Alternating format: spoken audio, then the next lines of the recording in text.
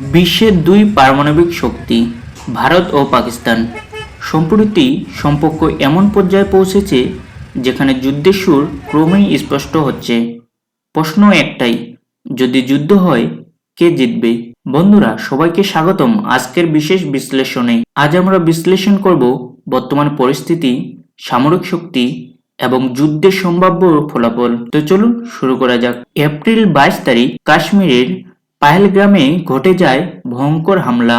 26 জন নিরীহ পর্যটকের মৃত্যুতে ভারতের ক্ষোভ ফেটে ওঠে। ভারত সরাসরি পাকিস্তানকে দোষারোপ করে। কূটনৈতিক সম্পর্ক ছিন্ন, হিসাবাতে সীমান্ত বন্ধ, সবকিছু মিলিয়ে যুদ্ধের ছায়া ঘনিয়ে আসে। তো চলুন দেখি সামরিক শক্তির বিচারে কে এগিয়ে।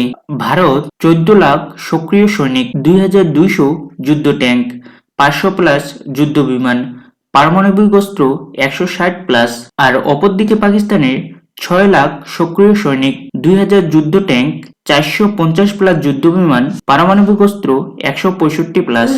প্রযুক্তির দিক থেকে ভারত সামান্য এগিয়ে, তবে পাকিস্তানও শক্তিশালী ক্ষেপণাস্ত্র সিস্টেম রয়েছে।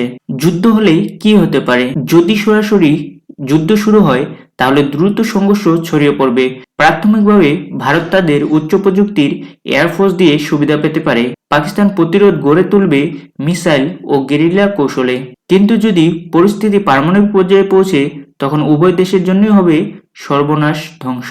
জাতিসংঘ, আমেরিকা, চীন এবং রাশিয়া ইতিমধ্যেই উভয় দেশকে সতর্ক করছে। যুদ্ধের পরিণতি শুধু ভারত পাকিস্তান নয়, পুরো পৃথিবীকে প্রভাবিত করতে পারে। মুক্তির যুদ্ধ নয়, শান্তির প্রকৃত বিজয়।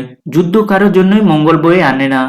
আসুন আমরা প্রার্থনা করি যেন দুই দেশই সংযম দেখায় এবং শান্তির পথে ফিরে আসে। আপনার মতামত কি? কে এগিয়ে আছে, ভারত নাকি পাকিস্তান? কমেন্টে অবশ্যই জানাবেন এবং ভিডিওটি শেয়ার করবেন।